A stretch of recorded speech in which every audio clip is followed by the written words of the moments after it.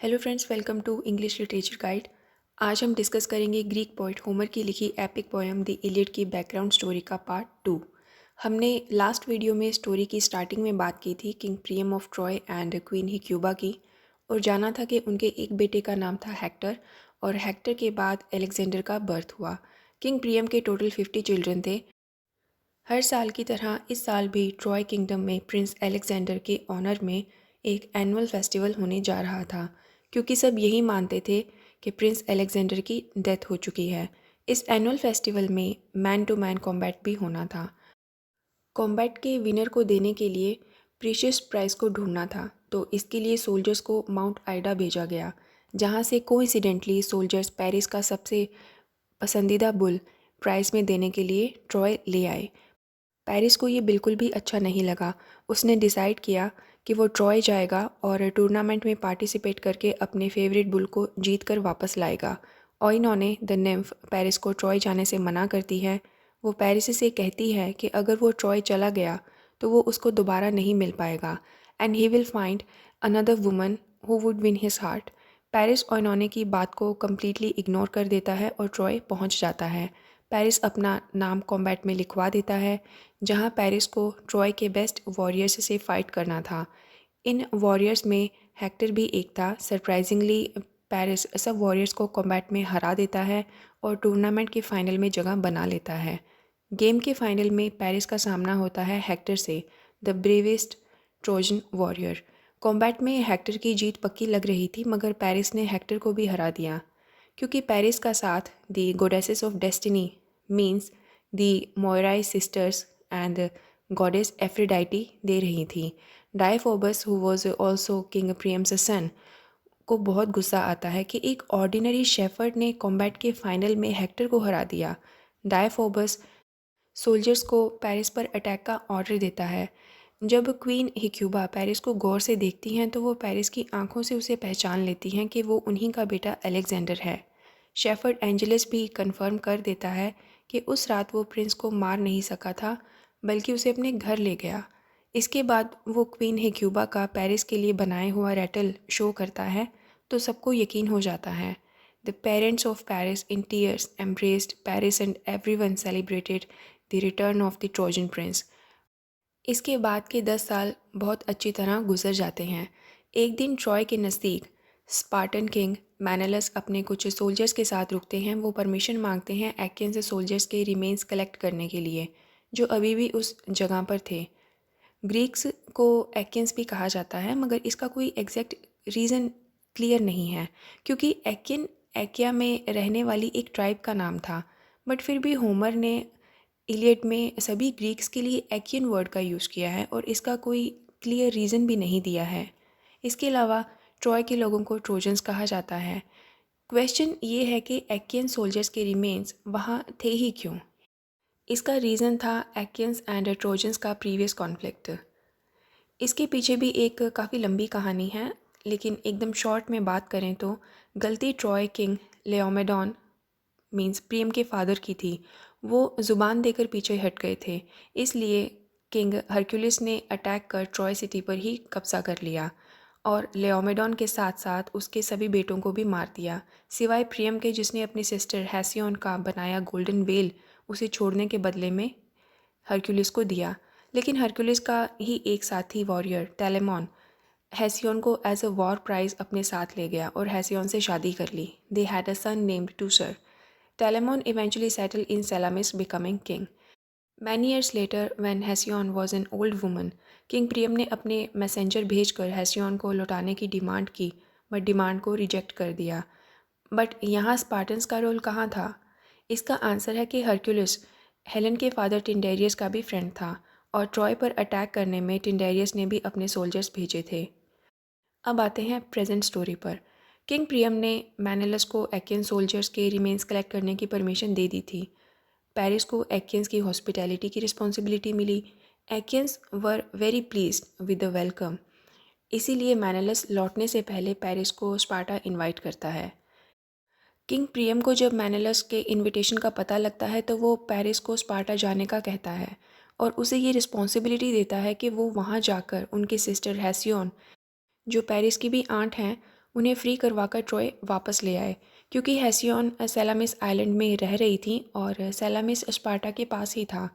Paris की इस mission में हेल्प करने के लिए एनियस प्रिंस ऑफ डार्डेनस को भी उसके साथ भेजा गया।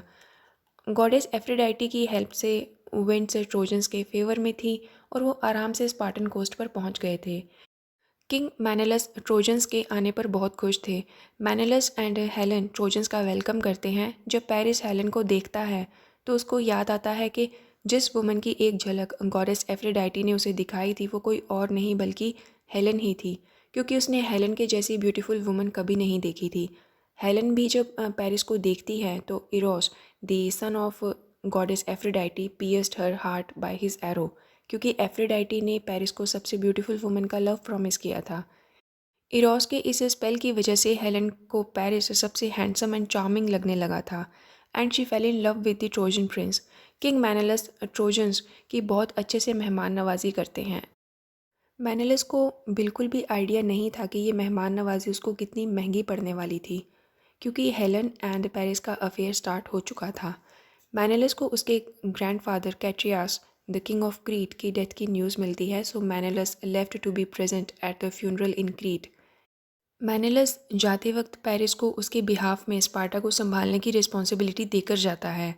पेरिस एंड हेलन के लिए ये बेस्ट चांस था स्पार्टा से निकलने का, मगर निकलने से पहले पेरिस अपने सोल्जर्स को ऑर्डर देता है स्पार्टा के ट्रेजर और लोगों की वेल्थ को लूटने का। ट्रोजन्स के हुए इस अचानक अटैक से स्पार्टन्स खुद को डिफेंड नहीं कर पाए। Queen Helen and Prince Paris Troy न जाकर क्रेनाई आइलैंड पर रुकते हैं। जल्दी ही स्पार्टा में हुए इस इंसिडेंट की न्यूज़ क्रीट पहुंच जाती है। ट्रोजन्स के किए धोखे का जानकर मैनेलस को बहुत गुस्सा आता है। वो अपने साथ हुए इस धोखे का बदला लेना चाहता था। एगेमेम्नॉन मैनेलस को कहता है कि इन सब में वो अकेला नहीं है, ट्रोजन्स से रिवेंज लेने में वो उसके साथ है। इसके अलावा हेलन एंड मैनेलस की मैरिज के टाइम जो ओथ बाकी ग्रीक किंग्स ने ली थी वो सभी इस वॉर में उसका साथ देंगे। एगेमेम्नॉन उन सभी किंग्स को हेलन के एब्डक्शन की खबर पहुंचा देता है और उन्हें अपनी ली हुई ओथ पूरा करने के लिए माइसिनी पहुंचने को कहता है। एगेमेम्नॉन का मैसेज पाकर सभी किंग्स माइसिनी में इकट्ठे होते हैं। Gigantic army was formed with the goal of rescuing the Spartan queen. ज़्यादातर किंग्स तो आ गए थे एगेमेम्नॉन के मैसेज पर, लेकिन Ithaca king Odysseus was missing. Odysseus के बारे में हमने पार्ट 1 में बात की थी कि ओडिसियस की पिनेलोपी से शादी हुई थी। दोनों को एक बेटा भी था, टेलेमेकस।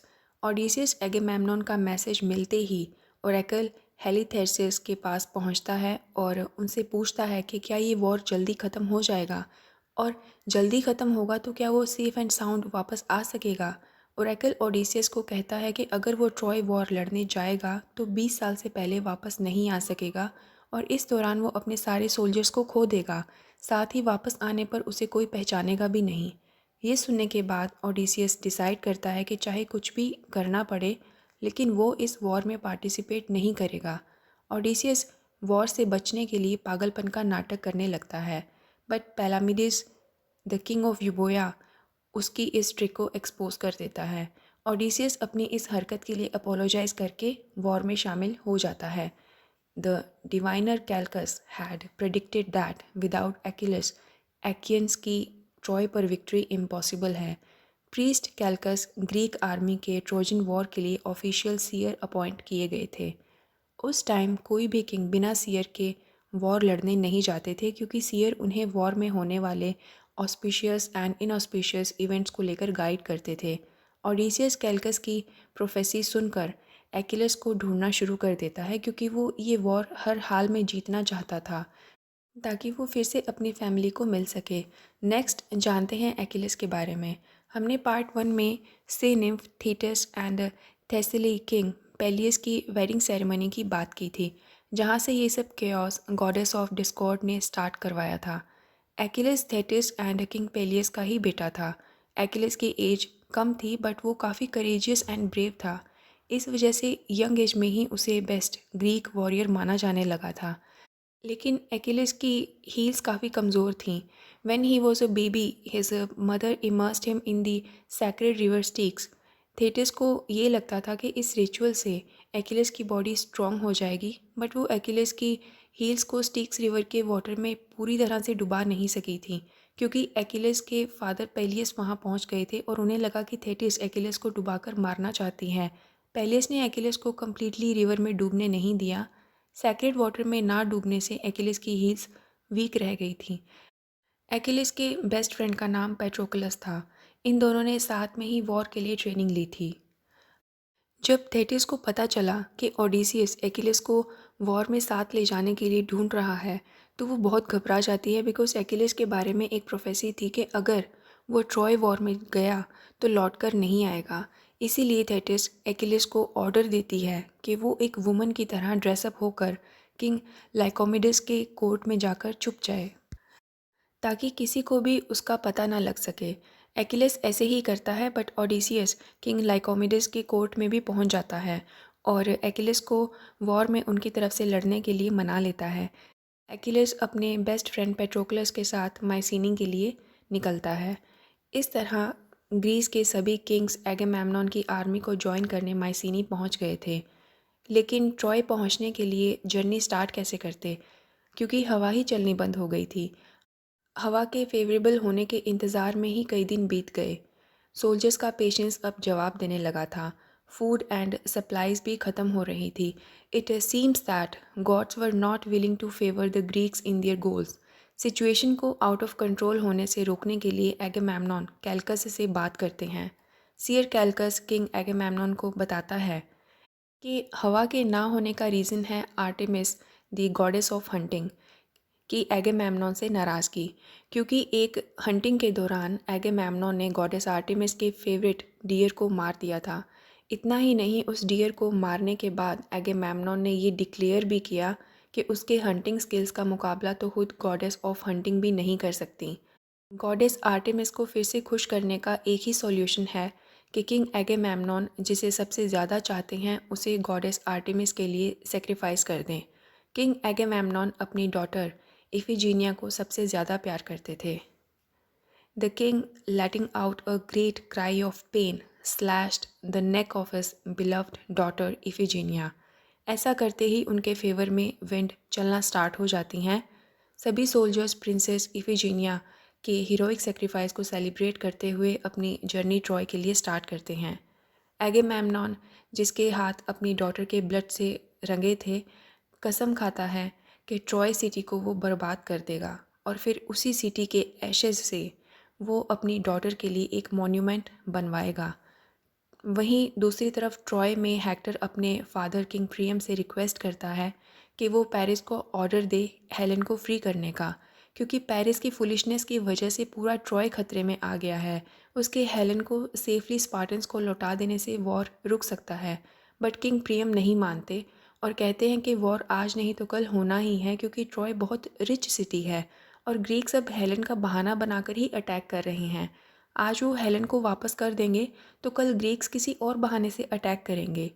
हेलेन एंड पेरिस भी अब क्रेनाई आइलैंड से पैलेस आ चुके थे। पेरिस लेने तो अपनी आंट हेसियोन को गया था, बट वो किसी और की बीवी ले आया था। The Achaean fleet reaches to the shore of Troy. ये पता चलते ही हेक्टर एक्यंस पर अटैक कर देता है। जवाब में सबसे पहले एक्विलिस अपनी आर्मी को लेकर ट्रोजन आर्मी पर जवाबी अटैक करता है। एक्विलिस की आर्मी ट्रोजन्स पर भारी पड़ती है और ट्रोजन्स वहाँ से भाग निकलते हैं। इस तरह वॉर का फर्स्ट वीक पूरा होता है। इसके बाद पूरे 9 साल तक एक्यंस एंड ट्रोजन्स वॉर लड़ते रहते हैं विदाउट एनी रिजल्ट। एक्यंस ट्रॉय के आसपास की टेरिटरीज़ को कॉन्कर कर लेते हैं और इसी के साथ द इलियड की बैकग्राउंड स्टोरी कंप्लीट होती है। यकीन मानिए ये बहुत ही शॉर्ट बैकग्राउंड स्टोरी है।